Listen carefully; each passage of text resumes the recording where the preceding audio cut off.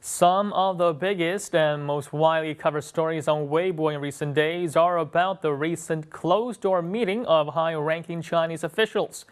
And while the deadly typhoon in the Philippines had taken away much of the spotlight in the Western media, various news organizations have started to talk about the Chinese plenary session now that more information about the details are being released.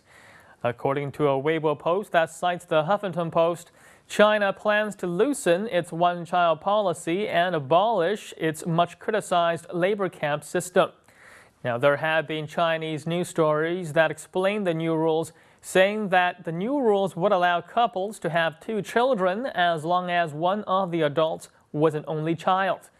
Now, this is a change from some of the current system in place where a couple are only allowed to have 2 children if they're both only children themselves. The Huffington Post also wrote that China has about 310,000 prisoners currently being held in labor camps. However, Chinese internet users are worried that even if the central government abolishes official labor camps, local governments might still set up and use illegal labor camps. And now let's take a look at some of their comments.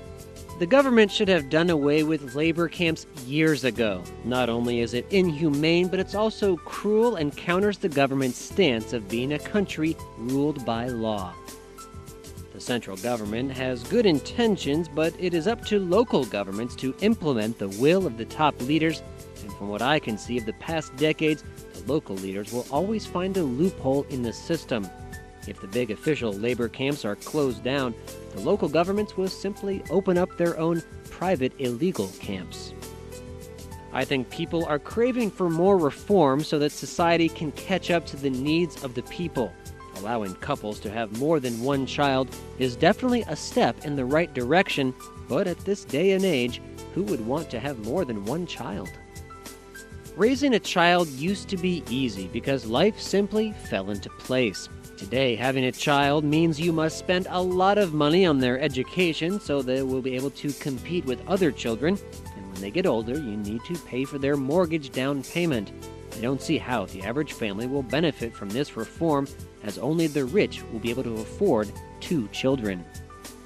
The reforms are coming in too late. The biggest problems we face today are Social Security, medical, education, and high housing prices. If these problems can't be addressed, no one is going to want to have more kids.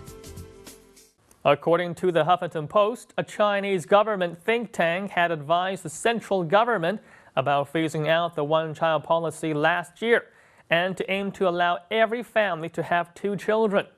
However, many Chinese internet users have pointed out that under the current economy, having more than one child could become unaffordable to most people. Now, today's young couples are mostly paying off a heavy mortgage, and coupled with heavy inflation, it is very unlikely that those who live in the cities will want to have another child. There are other commenters who believe that the family planning reforms came too late and that China's population will continue to decline.